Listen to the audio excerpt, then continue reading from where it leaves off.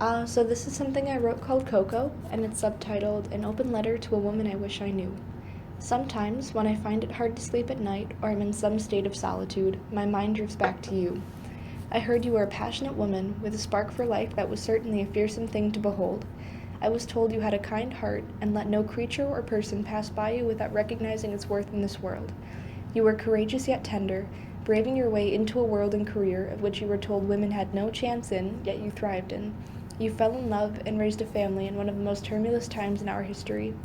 When he died, you faced a heartbreak that nearly killed you, and were tasked with holding together a crumbling family while fighting your own addiction. Even when everything in this world threatened to crush you, you bore this weight and stood tall.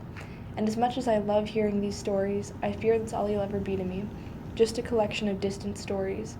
I had been so young that the only memories I have tried so desperately to hang on to will always feel incomplete. I remember you showing me your record player as we sat on the floor with your collection sprawled out around us. I remember shag carpets and a doorway with curtain beads, and how it was something that always fascinated me. I remember your dog, Coco, and the joy Andrew and I felt chasing him around. The name Coco became so familiar to me that we had only ever called you Grandma Coco.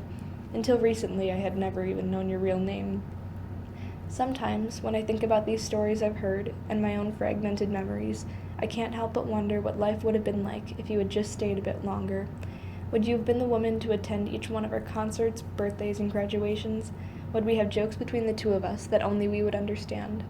Would you have consoled me during my first heartbreak, or at least offered some sage advice as to a high school relationship's irrelevance? You had been through so much in life, in comparison, you'd probably think I have things pretty easy, and I suppose I would agree.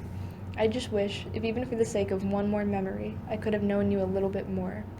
Would you have scoffed like so many others when you heard what I wanted to do in my life? Would you have seen a part of yourself in me as another woman venturing into the unknown? As a child, I was told you loved me, but with who I have become today, would you even like me? Whether you're out there or not, guiding my life or simply gazing upon its progression, I hope something that I'm doing is making you proud.